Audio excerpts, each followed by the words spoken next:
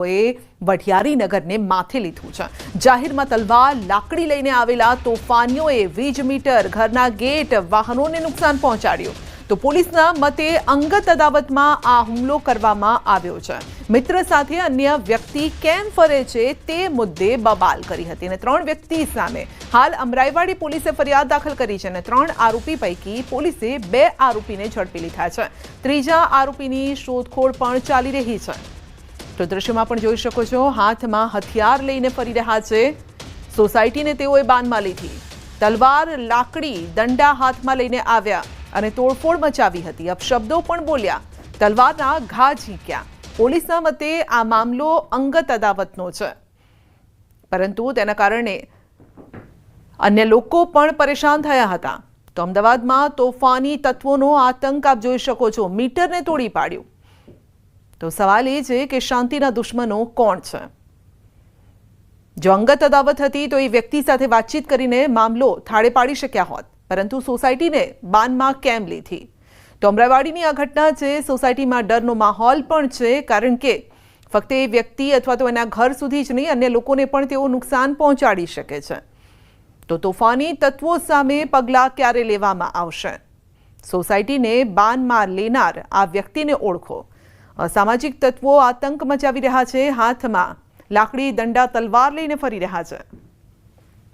જે ફરિયાદીની પૂછપરછ કરતા જે ફરિયાદી છે એ આરોપીના કોઈ દુશ્મન છે એની જોડે ફરતા હતા, તેનું મન દુઃખ રાખીને લોકોએ ગઈકાલે એમના ઘર ઉપર હુમલો કરેલો હતો। જે બાબતે એમની વિરુદ્ધમાં ગુનો દાખલ કરવામાં આવેલો છે અને એમાંથી જે 2 આરોપી છે, ગૌતમ જાદવ અને દર્શન શ્રીમાળી, જે બંને પણ ત્યાં જ વઢિયારી નગરમાં જે ફરિયાદી રહે છે એના ઘર પાસે જ રહે છે, એ બંનેને અરેસ્ટ કરવામાં આવેલા છે અને ત્રીજા આરોપીની શોધખોળ ચાલુ છે। તો અંગે વધુ અપડેટ મેળવીશું। સંવાદદાતા ગૌતમ આપણી સાથે જોડાઈ ગયા છે। જી ગૌતમ, અસામાજિક તત્વોનો આતંક કોણ છે, આ શાંતિના દુશ્મન, અને મામલો શું છે?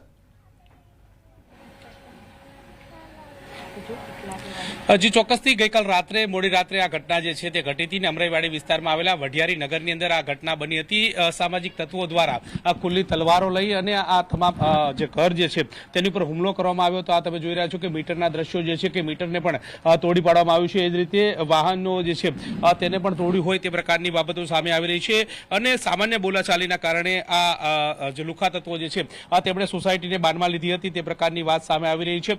જોકે ઘરના વિવિધ જે સાધનો જે છે તેમને પણ નુકસાન પહોંચાડ્યું હોવાનું જે છે તે સામે આવી રહ્યું છે અને અમરાઈવાડી પોલીસ સ્ટેશનમાં ગુનો નોંધાવીને વધુ તપાસ હાથ ધરવામાં આવી છે। જોકે 2 વ્યક્તિની ધરપકડ કરી હોવાની બાબતો જે છે તે સામે આવી છે। સ્થાનિક લોકો જે છે કે જેમના ઘર ઉપર આ પ્રકારનો આતંક થયો હતો તે આપણી સાથે તેમની સાથે વાત કરશું। ક્યારે આ ઘટના ઘટી હતી, કેટલા લોકો હતા અને શું કર્યું હતું?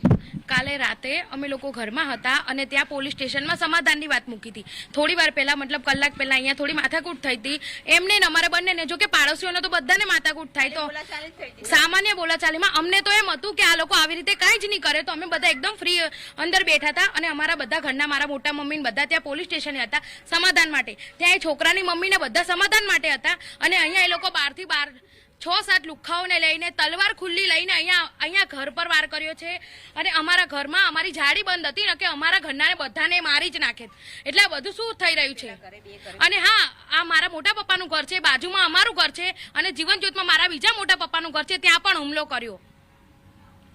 કેટલા લોકો હતા? અને 6 જણા હતા સાહેબ, 6 જણા હતા અને મારી કાળાની ધમકી આપે છે અમને બધાને કે છોડીશું ને, હજુ તો ફોન કરીને ગાળો બોલે છે, ખુલ્લે એમ દારૂનો ધંધો કરે છે અને કે તમને જીવથી મારી કાઢીશું, કે તમને જીવવા નહીં દે, કે એવી ધમકી આપે। અત્યારે હાલમાં બી ફોન કરીને કેટલી વસ્તુને નુકસાન પહોંચાડ્યું છે તમારે? બહુ વસ્તુને નુકસાન પહોંચાડ્યું, ગાડીને, ઘરને, જીવન જ્યોત મેં અમારું જૂનું ઘર છે ત્યાં બહુ નુકસાન કર્યું છે। આ ઠેઠ સુધી ગાડીને નુકસાન કર્યા। અરે તો અમે જારી નાખ્યું તો અમને મારી નાખે। 3-4 જણા તો 3-4 જણા જ ઘરે હતા। આ તો બધા તો પોલીસ ને હતા, બધા કોઈ જ ઘરે નતો, અમે ખાલી બહેરા જ હતા, બરોબર?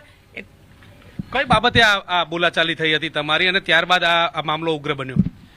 બાબતમાં એવું છે કે ડેની એ અને આનું નામ છે કાલુ ગૌતમ, આ બંનેની કોઈ મેટર હોય છે।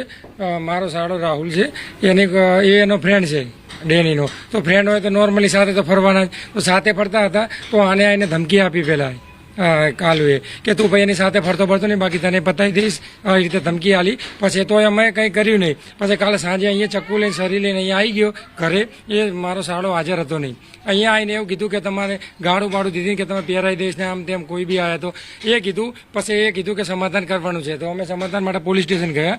પોલીસ સ્ટેશન પહોંચ્યા તો એ સમાધાનની વાત ચાલુ છે. પોલીસ સ્ટેશન બધું કરીએ છીએ અને ત્યાંથી છોકરાઓ લુખ્ખા 4-5 જણા લઈને આવ્યા. વઢિયાનગરના 2-3 સામેલ છે અને બીજા 12 આદર્શના પણ જાણવા મળ્યા છે. એ બધાને લઈને આવ્યા, ઘરે હુમલો કર્યો. અહીંયા મારા સસરા એમને ઘર અંદર હતા, બીમાર છે.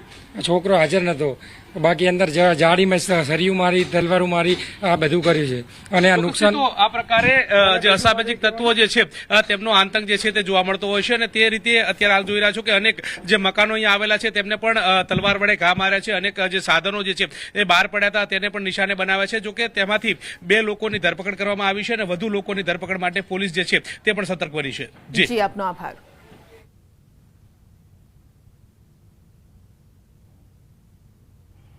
તો અમદાવાદમાં બીજી એક ઘટના જ્યાં બિરજુ સલ્લાની તપાસ કરવામાં આવી છે. ક્રાઇમ બ્રાન્ચે શરૂ કરી છે તપાસ. મહારાષ્ટ્રની પોન્ઝી સ્કીમ મામલે તપાસ હાથ ધરાઈ છે. પ્લેન હાઇજેકની ધમકી મામલે તપાસ હાથ ધરાઈ છે. પ્લેન હાઇજેક મામલે અગાઉ કરી હતી ધરપકડ. પ્લેન હાઇજેક ધમકી મામલે એમઓ સરખી હોવાની તપાસ. તો પ્લેન હાઇજેકની ધમકી મામલે તપાસ હાથ ધરાઈ છે. પોન્ઝી સ્કીમ મામલે પણ તપાસ હાથ ધરાઈ છે. તો પ્લેન હાઇજેક મામલે અગાઉ થઈ હતી ધરપકડ. પ્લેન હાઇજેક ધમકી મામલે વધુ અપડેટ મેળવીશું સંવાદદાતા નવીન પાસેથી. જી નવીન, આખો મામલો આપણે સમજવા ઈચ્છી રહ્યા છે. કયા કયા મામલે તપાસ થઈ રહી છે? સંજય, બિરજુ સલ્લા જે છે 2017માં તેને પોતાની પ્રેમિકાને મળવા માટે જેટ એરવેઝમાં એક ચિઠ્ઠી લખી હતી જે હાઇજેક માટેની, જેના કારણે ખૂબ દોડધામ મચી હતી અને પોલીસે જે તે સમયે બિરજુ સલ્લાની ધરપકડ કરી અને એનઆઈએને તપાસ સોંપી હતી. તે મામલામાં તે હાઈકોર્ટથી નિર્દોષ છૂટી ગયો હતો, પરંતુ આ પ્રકારની જે મોડસ ઓપરેન્ડી એની પાસે હતી એ જ પ્રકારની એક એફઆઈઆર એરપોર્ટ પોલીસ સ્ટેશનમાં દાખલ થયેલી છે, જેમાં ધમકીભર્યા પત્ર મળ્યા છે. તે કેસમાં બિરજુ સલ્લાને ફરીવાર ક્રાઇમ બ્રાન્ચે અટકાયત કરી છે, તેની પૂછપરછ કરી રહી છે. સાથોસાથ મહારાષ્ટ્રમાં 1 કરોડોનું પોન્જી સ્કીમ છે, જેમાં પણ બિરજુ સલ્લા વોન્ટેડ છે.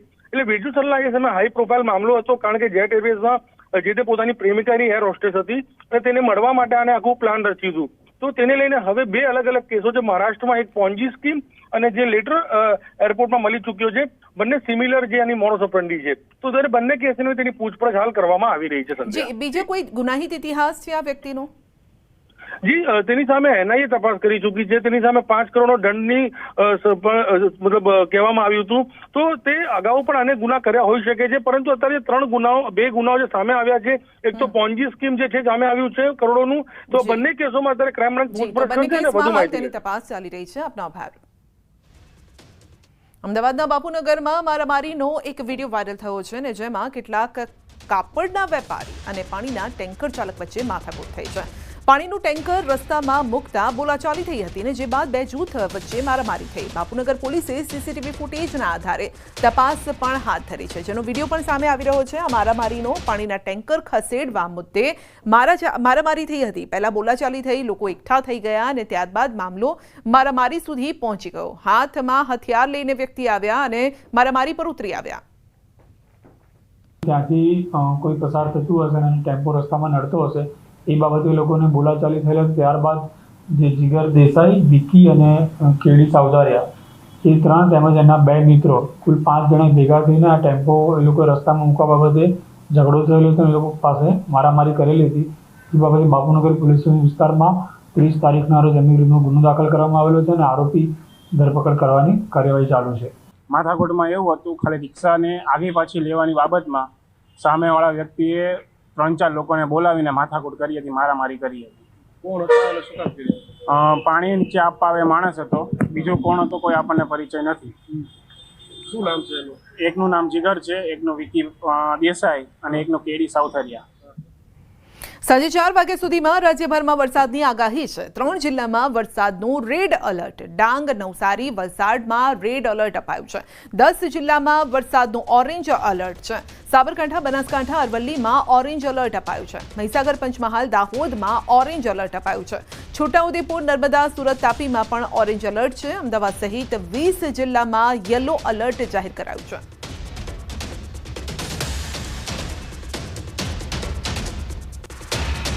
ગુજરાતમાં આજથી ભારેથી અતિભારે વરસાદનો રાઉન્ડ શરૂ થઈ રહ્યો છે. વરસાદ અંગે હવામાન વિભાગની પણ આગાહી. આજથી 7 દિવસ ભારેથી અતિભારે વરસાદની આગાહી છે. આજે 10 જિલ્લામાં ઓરેન્જ એલર્ટ છે અને ભારેથી અતિભારે વરસાદ થઈ શકે છે. આજે બનાસકાંઠા, સાબરકાંઠા, ગાંધીનગર, અરવલ્લી, મહીસાગર, દાહોદ, તાપી, ડાંગ, નવસારી, વલસાડ ઉપરાંત દમણ, દાદરા, નગર હવેલીમાં પણ ભારેથી અતિભારે વરસાદ થઈ શકે છે. તો 13 જિલ્લામાં આજે ઓરેન્જ એલર્ટ છે અને અમદાવાદ સહિત 13 જિલ્લામાં, જેમાં અમરેલી, ભાવનગર, પાટણ, મહેસાણા, ખેડા, આણંદ, પંચમહાલ, વડોદરા, છોટાઉદેપુર, ભરૂચ, નર્મદા, સુરતમાં ભારે વરસાદની આગાહી છે. અમદાવાદના કેટલાક ભાગોમાં પણ વરસાદ થઈ શકે છે. 7 દિવસ માછીમારોને દરિયો ન ખેડવા તાકીદ કરાઈ છે. आने वाला अगले 7 दिन तक दोनों क्षेत्रों में, गुजरात क्षेत्र और जो हमारा सौराष्ट्र कोस्ट रीजन है, इसमें वाइड स्प्रेड बारिश का पूर्वानुमान है और लाइट टू मॉडरेट कैटेगरी में, और हेवी रेनफॉल का भी वार्निंग दिया गया है, दोनों क्षेत्रों में है. सौराष्ट्र कोस्ट के लिए अगले 7 दिन हेवी रेनफॉल का वार्निंग आइसोलेटेड प्लेसेस में दिया गया है, और जो गुजरात रीजन में अगले 2 दिन मतलब 2 तारीख और 3 तारीख के लिए heavy to very heavy isolated places में, और जो 4 तारीख के हेवी रेनफॉल का वार्निंग आइसोलेटेड प्लेसेस में दिया गया है. और जो डे 4 से लेकर डे 7 तक इसमें वेरी हेवी का फिर वार्निंग आइसोलेटेड प्लेसेस में गुजरात रीजन के लिए दिया गया है 5 तारीख से लेकर 8 जुलाई तक. રાજકોટ જેતપુર નેશનલ હાઈવેની ધીમી કામગીરીને લઈને કોંગ્રેસ આગેવાનો મેદાને છે. તો કોંગ્રેસના અગ્રણીઓએ નેશનલ હાઈવે ઓથોરિટી ઓફિસ પહોંચીને વિરોધ પ્રદર્શન કર્યું. ટ્રાફિક જામ, અયોગ્ય ડાયવર્ઝન અને વારંવાર એમ્બ્યુલન્સ ફસાવાની સમસ્યાને